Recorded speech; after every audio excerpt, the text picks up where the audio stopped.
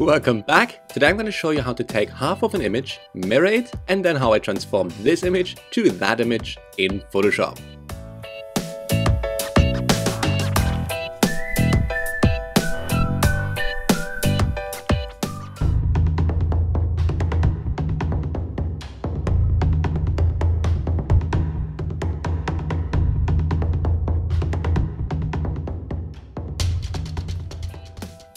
Alright guys, my name is Philip and let's jump right into Photoshop. Remember, if you do like the video, do not forget to hit that thumbs up button, and also if you're new, don't forget to subscribe. It's gonna help me out. Awesome, let's get going with that. Now, I want to do a couple of things here. So let's quickly create a new layer. Select a nice color, something like, why not a nice purple-ish color? And let's draw in what we're gonna do. And zoom out maybe a little bit as well. So we're going to take the left hand side, that's that one, and we're going to mirror it towards the right, of course.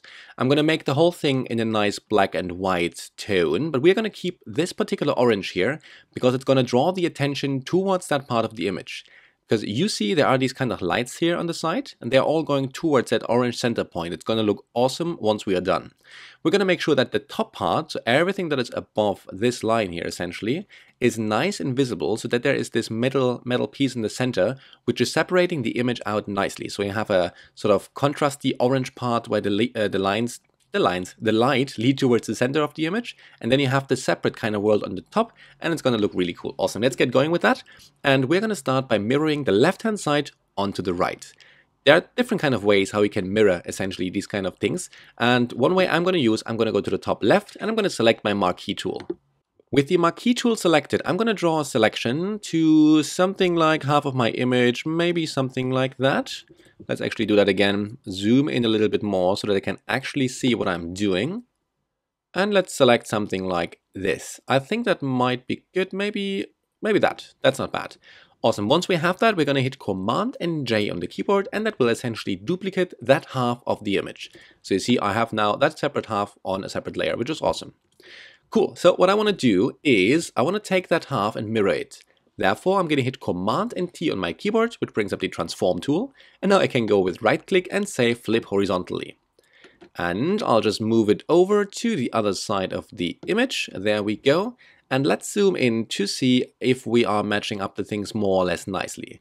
So if we would move over, maybe, let's have a look down here. Especially this kind of red thing is kind of nice to give some sort of a feeling. And I think that's actually not looking bad. Let's hit enter there.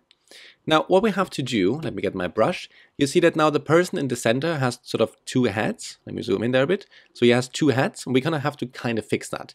This guy I do not want to be mirrored. I really don't mind all the other people because I think it's a super cool effect that they're all the same. But this particular guy, So what we can do is we select the half we have just copied over, and we're going to create a layer mask on the lower right hand corner. With that layer mask selected, and with my brush, an opacity of 30% and a black color, I can now go in and essentially remove the half we had copied from this particular part of the image, just like that. And as we have matched them up quite good, the two halves, it should look more or less clean. Let's just actually hit the X button there. Clean this up properly. Okay, looking good, I like that. Perfect, so now we have fixed that middle part or that center part. Let's get going with the black and white, I suppose. So the next thing we want to do is to make things black and white. And actually, before we do that, let's add some more contrast, or shall we do that after? Undecisive as usual. No, we're going to make it black and white first. And there are different ways of doing so. And I'm just going to go today with a very simple black and white adjustment layer, which you can find on the right hand side right here. Click on that, and now you can play with the colors a little bit, and you can make certain colors darker or brighter in the black and white image depending on how you use these sliders. For example, if I were to take the red slider, I'm going to drag it to the left, I'm going to make the reds, which were originally red, way darker. If I drag it to the right, I'm going to make them way brighter. So I'm going to leave them somewhere here, and maybe let's play a little bit with the blues and make the things a bit darker to something like that. Cool. Now I need to bring out the color of that center part again, because I like the orange and I want the orange to be there to draw the attention. So what I can do with the layer mask selected, I'm going to get my brush, make it nice and large, and the brush has to be black, and with an opacity of 30%, I'm going to start to draw in the areas where I want to keep the color. So every time I'm going to draw, I'm going to add 30% of the color back into the image. So I'm just going to do that very roughly and a very fast job, which might not be the best thing to do, but you understand the idea. Okay, something like that is not bad. When you actually do it, make sure that once you have added the color back in, zoom in and make sure you have actually, let me see, not gone over areas which should not have color. For example, this pole here, I can always hit X on my keyboard and therefore change the color of my brush from black to white and just start removing the color again from these poles. And I'm going to do this very rough, but yeah, that's something you can do if you feel like you have the time. Maybe a little bit over this dude here as well. And over this dude, which is kind of the same dude. Okay, cool. Let's zoom out, and now we have a nice dot of color in the center, but we have to increase the contrast a bit, right? So we have these nice leading lights on the left and on the right of that orange, and I want them to properly lead to it while actually being completely visible, right? So there are different ways of doing that. Again, I'm going to go for a simple soft light layer. So I'm going to copy everything again onto a new layer by hitting Command or Control, Alt, Shift, and E. And when I say again, I actually mean the first time today for the processing. So hitting these buttons on your keyboard will copy everything that is visible onto a new layer as I have it right now here. So if I move this thing around, you can see it's a full layer with all the information. All right. Now, before I go ahead and do anything else, let's switch the blend mode over from normal down to soft light.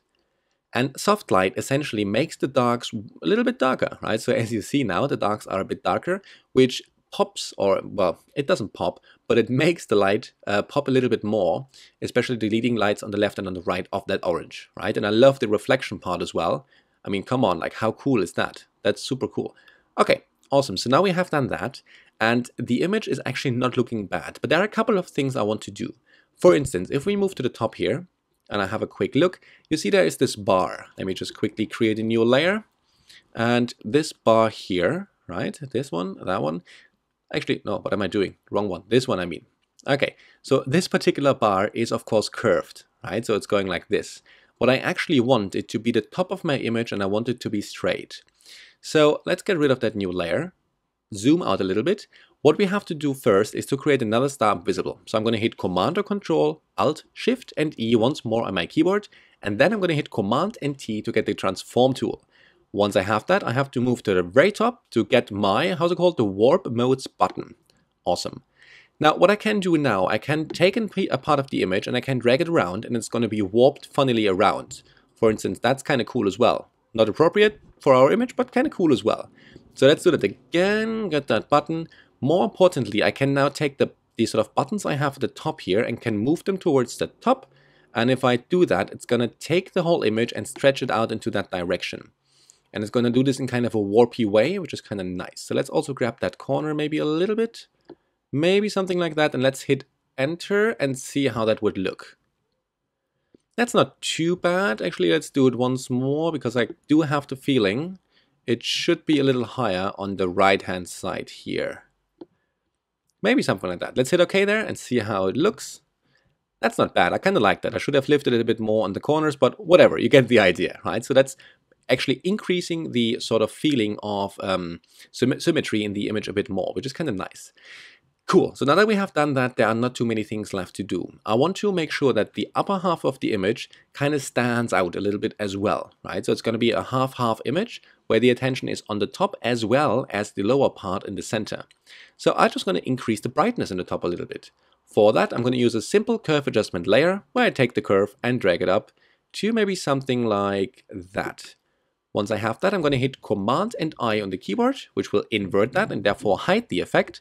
And now with a very nice and large brush and 100% opacity, I'll just bring that brightness out in the top part of my image. Cool. Now that we have that, the last thing, or well, is it the last thing? The second last thing to do actually is to add a bit more color. So let me go in here a bit. You see everything is nice and orange, but it would drive the attention towards that center point a bit more if there would be a red color center if you want, and it would fade out towards the edges. So I'm just quickly going to take a hue saturation layer, and I'm going to take the hue and drag it toward the left. So I'm going to essentially make things red. Let's give it a nice red, maybe something like that is not bad. Cool. I'm going to hit Command and I on the keyboard to invert that. Then I'm going to hit Shift and M on the keyboard. Shift and M. Yes, Shift and M on the keyboard to get my circular marquee tool. And now I can just draw a circle into the center of that image. And I'm going to position it nice and central, more or less on the dude here. Okay, like the man here in the box, essentially. Once I have made my selection, with that black layer mask selected, I can hit Shift and Backspace on my keyboard. And I can fill that selection with white. And doing that will essentially fill that selection with the color which was done by the effect, which was a nice red. So of course it looks horrible right now. Actually, kind of a cool effect as well. Looks like the red is kind of behind him, which makes it not bad. But I want to have that and I want it to fade out towards the edges. So for that, with that same layer mask selected, I'm going to go to the top, Filter, Blur, and then Gaussian Blur. Cool, and I'm going to select a range of, well, 129 is not bad. 160 is not bad either. Maybe something like this. Maybe 179, something like that. Okay, let's hit OK there and zoom out and see how we like it. And I think it's kind of cool, but if I hit Command and F, I can run the exact same filter again, and that's actually a little bit better. So altogether it's around 340 pixels, and I think it's making or adding a nice effect to the image. So if I switch that off and I switch it on, we see that the center of that particular box here is now nice and red, which is kind of nice. Okay, so now that we are nearly there, I want to do one more thing.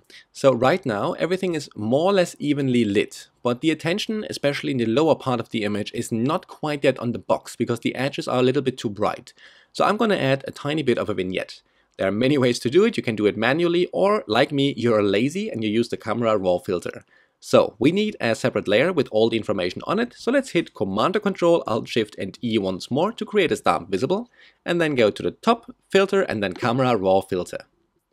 Once that window has loaded up, 2 weeks, we're going to go to the FX button on the right, and we have the Post-Crop Vignetting button. Now let's drag that towards the left here, and I'm going to drag it a good bit, maybe to something like that. And then I'm going to decrease the size of my midpoint to maybe something like that and increase the feathering like a madman. Something like that, like a beast. That's not bad. And now we can play again with the amount. And let's put it to something like that. Cool. And I'm literally just looking at the lower part of the image right here. Now let's hit OK. Cool. Now, of course, I have applied this vignette also to the top part of my image, which is not really my intention because I want to keep that clean and I want to keep it its own half. That's why I'm going to create a layer mask on that particular layer by clicking on the Japanese flag symbol in the lower right.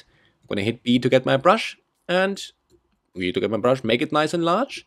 And with a black brush, actually, in this particular case, and an opacity of 100%, I'll just remove that additional blackness that we have brought in from the top half of my image. If I feel like it's too strong in the lower part, I can also just go in and decrease the opacity a little bit, maybe to something like that. Awesome. Cool, and that's all I had to do, really, to convert our original image, which looked like that, to a perfectly mirrored image, like that, with a nice color tone in the very center, and an incredible symmetry. Well done. Alright guys, thank you very much for watching. I hope you did like the video, and if you did, do not forget to hit that thumbs up button, and also, if you're new, you know what I'm gonna say now, but do hit that subscribe button. And other than that, if you have any questions, comments, or beliefs, or recipes, ideally for like chicken, I kind of like chicken, drop them down in the comment box below, and also you enjoy processing and have a good one. See you next time. Bye!